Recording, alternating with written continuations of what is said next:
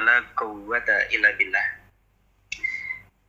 Ibu Dekan yang saya hormati, para pengurus PAPDI, para staf akademika, dan seluruh aktivis penyakit dalam, baik guru besar, senior, seumur maupun yang lebih muda yang saya sayangi semua yang sayang Allah. Alhamdulillah Allah memampukan kita sampai saat ini masih diberi kehidupan yang dikarenakan Allah melengkapi dengan kesehatan dan kesempatan. Semoga Allah menjadikan kita orang-orang yang dikatakan Rasulullah tubal liman tola umur husnul amal, panjang umur bagus amal. Karena sesungguhnya orang yang paling beruntung itu panjang umur bagus amal gitu. Sehingga tema dari Unri sangat bagus sekali ya di fusion yang sekian ini.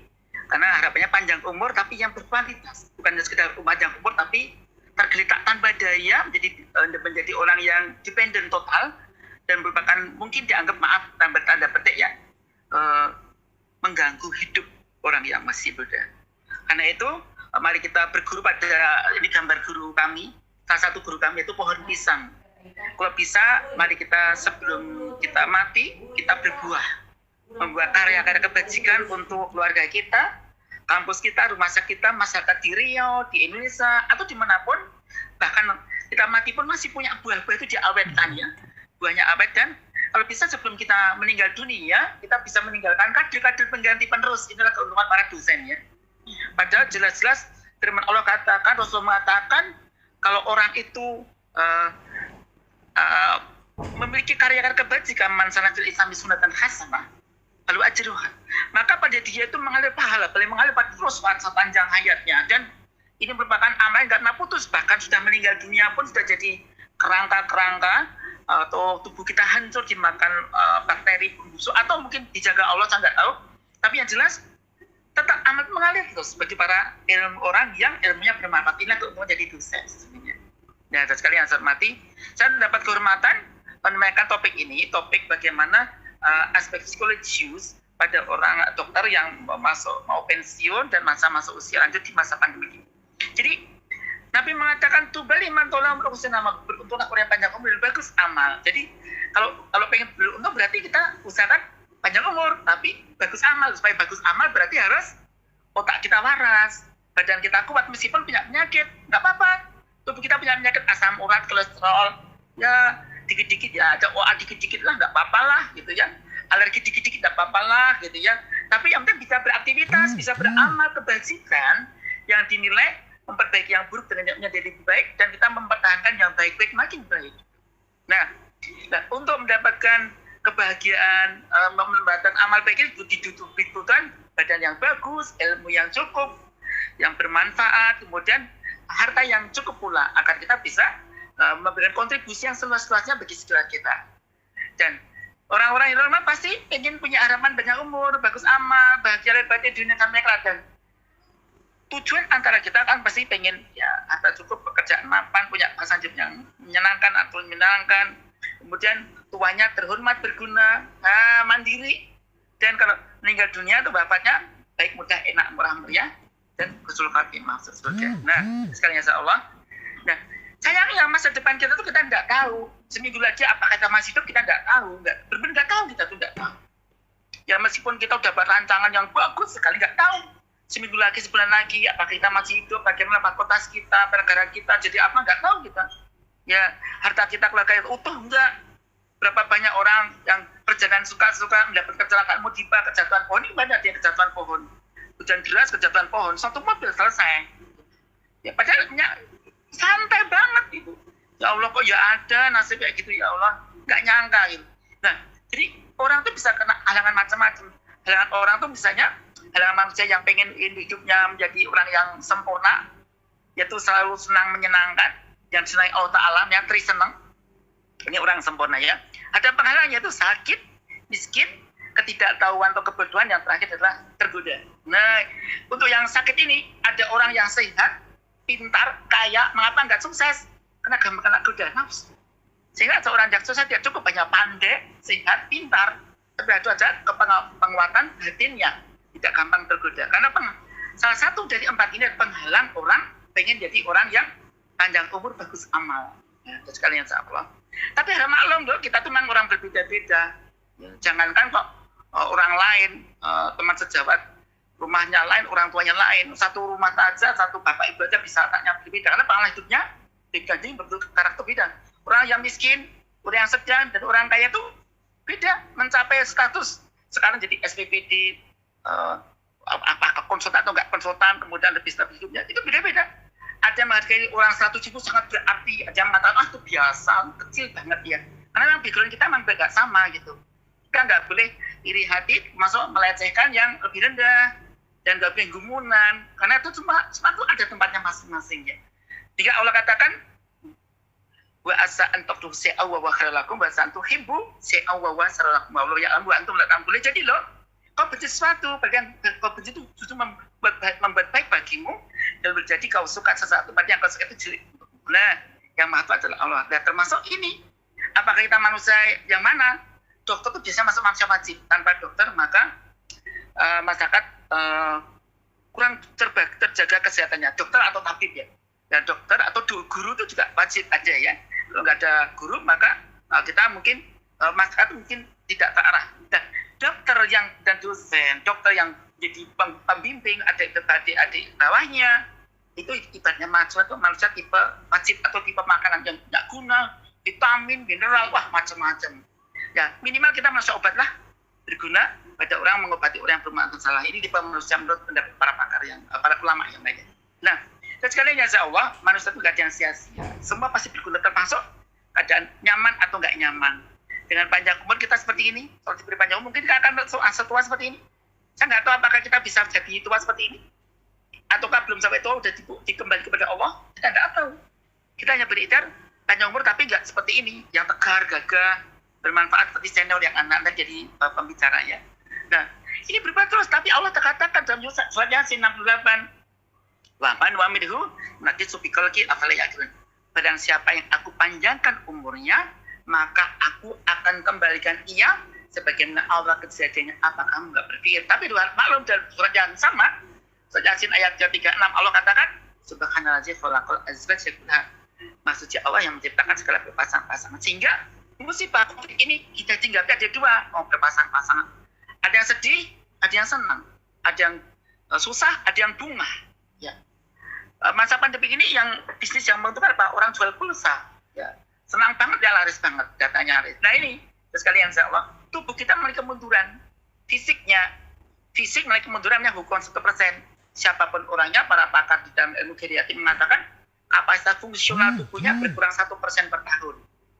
Bagi orang yang ini kadang-kadang ada penyakit akut kemudian meninggal mendadak, atau penyakit kronis yang kronis ditambah akut, misalnya DM, hipertensi, punya gangguan PPOK, kemudian kena COVID, selesai cepet banget ini. Ya ini, sehingga hidupnya nggak sampai umur 80 panjang rata-rata. Bagi orang-orang yang menjaga dirinya yang hijau, meskipun tua, kena infeksi COVID, mungkin dia nggak apa-apa, tangguh sehat, bahkan mengambil hikmah. Tapi orang-orang yang meskipun muda bisa jadi kembali pada Tuhan dalam usia yang masih belum tua, namanya premature death. Nah ini gambarannya oleh Profesor Budi Darmia menyatakan fisik itu turun itu persen per tahun, tetapi aspek psikologis, religius, dan sosial ekonomi mungkin turunnya lama. Gitu. Ada orang tua tapi kaya, ekonominya mapan, dia sosialnya mapan, kejiwaannya pun mapan, tapi ada orang yang ilmuwan, ya, sudah soleh, menjaga diri, panjang umur, bagus amal, psikologis bagus, sosialnya bagus, ya berkaya panjang sekali dia. Nah, termasuk profesi dokter kita ini. Menurut seorang pakar Harlock, ya, mengatakan bahwa dokter itu risikonya menjijik loh. Dokter itu usianya hanya di atas sedikit di atas rata-rata. Ini maaf ya teman-teman yang saya sayangi, kita tuh sebenarnya risikonya. Dokter tuh di sini, dokter tuh apalagi dokter bedah, risikonya tinggi sekali. Untuk apa? Meninggal lebih cepat dibanding profesi lain. Ya kita dengan guru, ya maaf, dengan insinyur, guru, yang panjang umur itu profesor ya. Profesor, para dosen-dosen yang senior tuh, kenapa dia ternyata menurut ini orang-orang yang hidupnya panjang dan kualitas hidupnya bagus ini profesor dan para pekerja sosial ya, jadi orang sosial relawan ya. Jadi tapi dokter yang biasa di sini hanya sedikit di atas rata-rata, ini kata Harlock ya. Jadi kita tuh risikonya besar, banyak stresnya, tak ada pasien, bagi kepuasan dengan bersuami istri kadang-kadang terganggu. Ya Allah, belum nanti ada musim pandemik, wabah, pasien kosong, gak ada pasien, ngangkut terlanjur nyicil rumah, nyicil mobil, stres jual injual itu malu, akhirnya berdampak pada dirinya sendiri. Jika dikatakan oleh Harlock, faktor-faktor yang mengaruhi panjang umur seorang ada 15 faktor. Salah satunya pekerjaan yang dia bangga, menikmati, dan bahagia di dalam hidupnya itu. Nah, profesi kita ini risiko. Apa kita bahagia dengan profesi kita? Kalau bahagia, alhamdulillah. Tapi kalau kita nyesel, ternyata dokter itu repot, apalagi saya konsultan paru. Ya Allah, sih harus menangani pasien COVID. Enak dia ya, ternyata dia nggak memegang pasien. Memang uangnya nggak banyak, tapi umurnya panjang. Saya risiko teman saya meninggal itu, ya Allah. Adik saya, teman saya, sahabat saya meninggal, ya Allah. Sahabat saya, ya Allah. Masih muda dia. Ya Allah, ya Allah. Dan dia nyesel itu ya. Nah, sahabat-sahabat yang saya sayangi, yang saya Allah, karena itulah kita tuh sadar atau tidak. Bal-asr, inna sana lafi khusr. Ila ladina amanu wa amil salihati wa tawasbil haqqa wa tawasbil. Semua akan rugi kalau nggak beriman, beramal soleh, ingat mengingatkan. Nah, sehingga mari kita melihat masa lalu ini mengambil pelajaran untuk masa depan gitu. Nah, kita jadi orang sukses karena sekali lagi tidak ada kepastian. Ya, yang termati. Nah, termasuk ini, kenapa sakit? Satu adalah karena COVID ya, infeksi. Karena mengapa sakit? Karena bagi pamernya nih, lembaga yang mesti ingat ya. Ya, nah COVID ini menimpa. Padahal juga ada orang meninggal beda seperti pesawat Ayo Supaya dulu ya. Dia kena tsunami waktu saya dikasih kena 3 bulan di Aceh itu, ya Allah. Ada sakit seperti ini karena HIV/AIDS, ya. Datang di IGD dengan stroke atau akaran jantung koroner. Ya. Siapapun bisa kena seperti ini, cancer. Seperti ini orang yang hebatnya juga kena jantung koroner. Iya, ya Allah. Jadi ini penyakit manajer kita temui termasuk. Kadang ada musibah juga membagikan zakat, membagi salur di uang 20.000, pas orang sampai meninggal yang mati ada 20 orang. Ini cuma contoh saja. Sekalian insya Allah cuma contoh-contoh saja. Jadi kematian itu bisa datang sewaktu-waktu termasuk karena adanya COVID ini. Nah, memang semakin dampak itu semakin berisiko. Para pakar di bidang ilmu kreatif di dunia ini dan penelitian di Cipta Mangun semua Profesor Siti menyampaikan bahwa risiko orang yang lansia itu risiko untuk kena dan fatalitasnya tinggi. Memang yang terkena banyak yang muda, tetapi fatalitasnya tinggi yang tua. Ya. Risiko untuk meninggalnya bisa 3-4 kali lipat. Meskipun yang kena lebih sedikit, yang muda lebih banyak. Gitu. Dan gejalanya memang tidak khas. Tidak khas. Beberapa pasien yang kami temui sama. Yang kami temui ternyata banyak lansia itu yang gejalanya nggak khas itu. Nggak khas. Ya Allah. Nggak khas. Tidak panas, tidak sesak, tidak batuk. Ya Allah. Hanya lemes tok. Lemes tok gitu. Nggak mau makan. Di foto ronsen ternyata, ya Allah, GGO. Kemudian cek swab positif. Nah, waktu 2 minggu selesai. Meninggal. Ya Allah. Ini cuma contoh. Dan ternyata dia punya faktor risiko penyakit tertentu yang bersamanya seperti hipertensi dan menggunakan obat-obat lain yang kena penyakitnya. Ini cuma contoh-contoh. Ya. Jadi sekarang bagaimana pada dokter yang kebetulan lansia? Ya. Nah, lansia itu ada penurunan fisik. Penurunan fisik kadang-kadang mengaruhi aspek psikologis ya. Bagi pendapatan turun ya, ada karena pensiun atau mulai pasiennya berbalik menengok pada dokter yang lebih muda, lebih menarik, konsultan, baca canggih, kita yang ketinggalan zaman. Ya, karena ini berdampak pada sosial ekonomi, apalagi pasien COVID kemudian yang datang sedikit sekali. Jadi ini dampaknya kerja sosial ekonomi. Belum lagi kita rindu pada anak-anak kita. Anak-anak nggak mau datang dan kita juga mengiman dia jangan sampai datang karena nulari kita atau tidak takut dia ketularan kita. Karena profesi kita berhubungan dan pasien. Belum lagi pasien datang tidak ada jelas. Ya, sehingga bisa saja nulari kita. Padahal pada usia tua ini kita punya harapan dan pengalaman masa lalu kita masing-masing. Kita biasa dulu mungkin rasa nyaman, nikmat, dapat mudah, dapatkan uang. Sekarang agak berkurang. Gimana kita? Apakah bisa menerima keadaan ini? Ataukah kita tidak menerima yang berdampak semakin kita risau, insomnia, ya, gangguan pencernaan, akibat distres, ya, ada gangguan somatik, ada saluran cerna atau pamal pengisian dan organ-organ lain. Dan bagaimana persiapan kita? Apakah ada persiapan fisik kita, ada psikologis dan spiritual sekalian sama?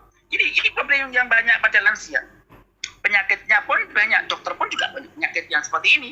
Hanya pasiennya, kita mengobati pasien, kita juga punya sakit seperti ini. Ada yang prostat, ada yang gangguan kolesterol, dislipidemia, obesitas, apalagi ini. Ya Allah, ya Allah. Dan sekalian, kita sebagai dokter punya tugas mendiagnosis, mengobservasi, dan kita obsesi agar jadi dokter yang baik menangani pasien dengan tempo singkat-singkatnya, biaya murah-murahnya, dan tidak akan sakit lagi. Ya, kemudian dibutuhkan komunikasi terapeutik yang bagus, terapi rasional, efektif, dan kita supaya ditunya bagus, pasti dekat dengan Tuhan. Ini dokter itu ciri seorang dokter itu sebagai pendidik, sebagai guru, sekaligus sebagai hamba Tuhan. Hamba Allah ini harus selalu berdoa, selalu memberikan resep berikan orang supaya dari gelap ke terang. Dan ini kita harus selalu pegang pada etika dan selalu punya semangat dan sekali lagi empati. Suatu saat kita jadi dokter, tapi suatu saat lain mungkin kita jadi pasien.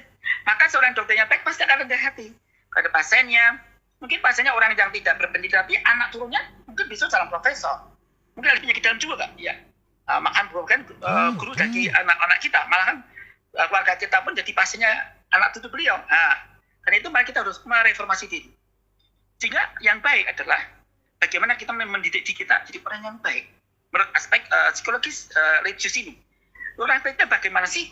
Kata Rasulullah, itu khairunas anfalunas. Orang yang baik itu orang yang paling bermanfaat bagi orang lain. Karena itu orang tadi harus mau supaya bermanfaatnya luas, harus berubah dan mengubah sekitarnya. Supaya bisa berubah dan mengubah sekitarnya. Karena kalau dia diam saja, makanya yaumu khairin amsiba robihun, makanya yaumu misa amsiba wabunun, makanya yaumu samin amsiba wal marunun. Pada saat hari ini lebih baik dibandingkan dan yang beruntung, hari ini sama dengan banyak rugi, apalagi di hari ini dijelek, maka terlaknatnya. Maka kita supaya bisa berubah lebih baik lagi harus suka belajar data yang digelar di jagat, ayat-ayat kauniyah dan qauliyah. Dan tidak hanya itu, seorang dokter dituntut untuk memberi contoh hidup sehat itu. Dan ini memang nggak gampang, ini gampang diomongkan, tapi nggak gampang dikerjakan loh. Kita sendiri kadang-kadang punya problem persis pasien kita. Tapi kita sembunyikan, kita ampat sendiri. Nah ini, dan yang terakhir, itu badannya sehat atau kuat minimal. Nah, yang baik tidak hanya itu. Sahabat-sahabat yang saya sayangi juga agamanya bagus.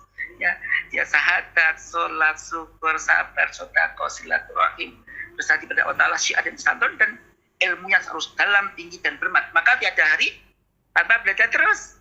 Dan kalau bekerja, profesional, itqan. Ya, profesional. Dan kebaikan ini, seorang dokter tuntut kebaikannya terus semakin konsisten. Ya.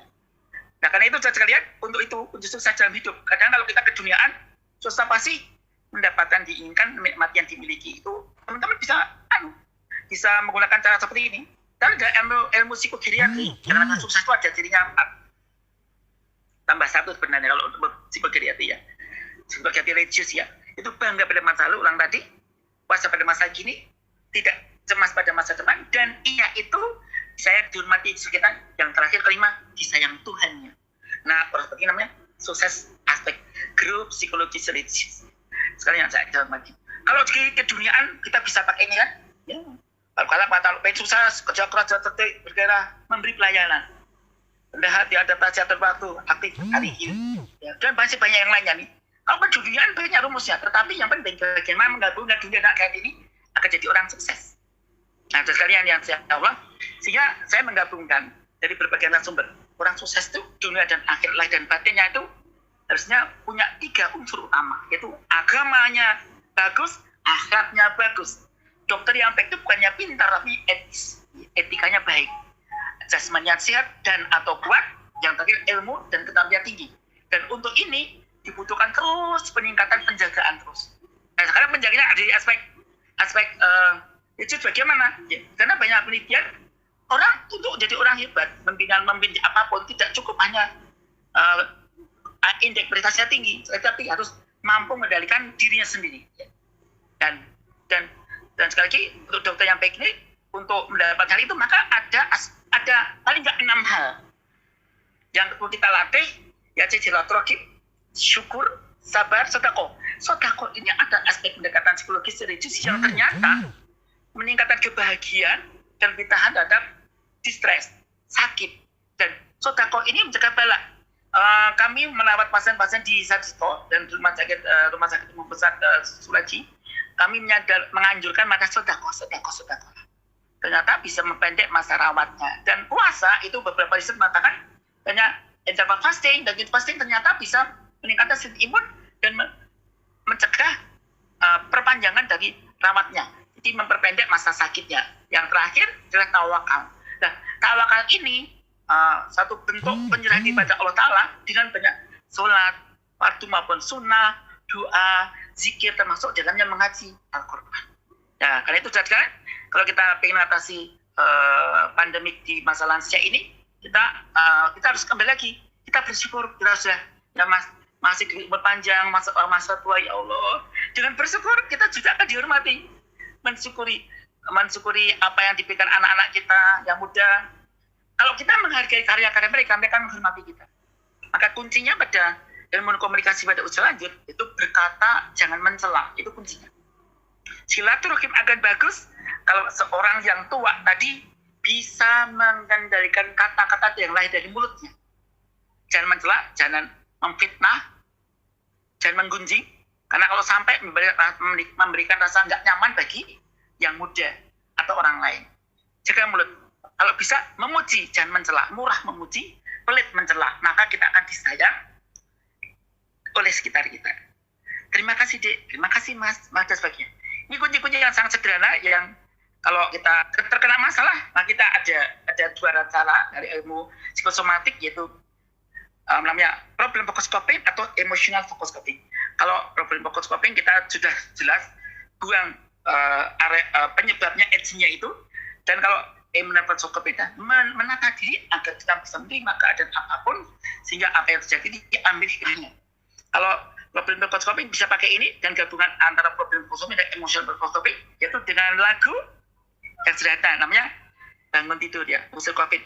Virus corona berbahaya, kita bisa mengalahkannya pakai masker, cuci tangannya, jaga jarak, zikir dan doa, olahraga setiap hari, makan minum halal bergizi, bermanfaat hobi dan seni. Si corona pastilah pergi, contoh saja. Jadi kita bisa ini saja lihat di masa tua kita, moga-moga mungkin teman-teman yang pernah kena sakit meskipun tua selamat gitu ya.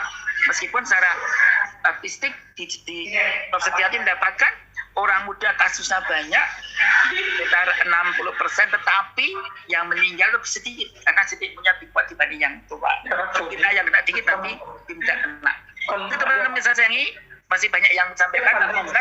Maka kita berkolaborasi terus dengan orang-orang yang baik, dan kita mengingatkan termasuk lembaga swasta, apakah itu NU, Muhammadiyah, Persis, atau organisasi apapun, gereja, apapun namanya, membantu bersama menggarap supaya orang-orang itu bersatu pada Allah Ta'ala, dan bersatu semakin respon imun kita akan lebih bagus ya, endorfin muncul, dan ternyata kita justru banyak teman-teman yang menyandang sakit ini, pasien-pasien yang lansia banyak yang sembuh, yang meninggal juga banyak juga. Mereka-mereka yang tenang jiwanya ternyata lebih banyak sembuh ya. Nah ini, teman-teman yang saya sayangi, itu saja dari saya.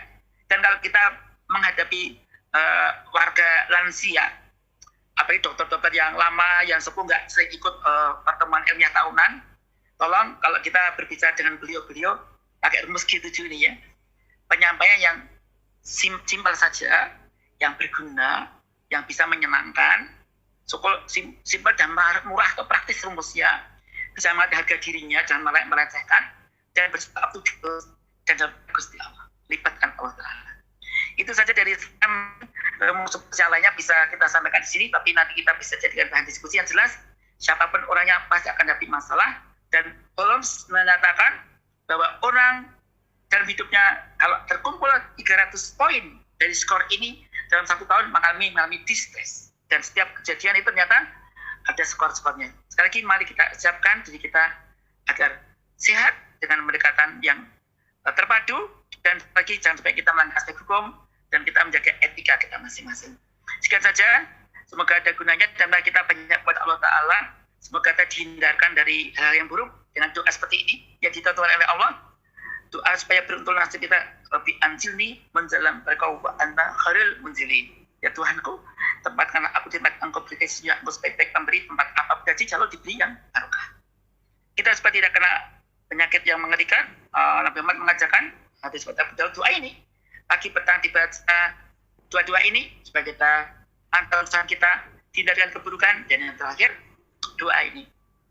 Semoga Allah akan pada kita segala kebaikan yang kita ketahui dan tidak ketahui, dan Allah melindungi kita dari segala yang buruk-buruk yang kita ketahui dan tidak ketahui.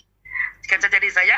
Bagi yang punya masalah, yang mau RT, nanti bisa pakai ini, kirimkan nanti materinya, dan jelas sopan nanti bakal mundur pakai tidik. Itu dari saya, mohon maaf atas kekurangan. Saya kira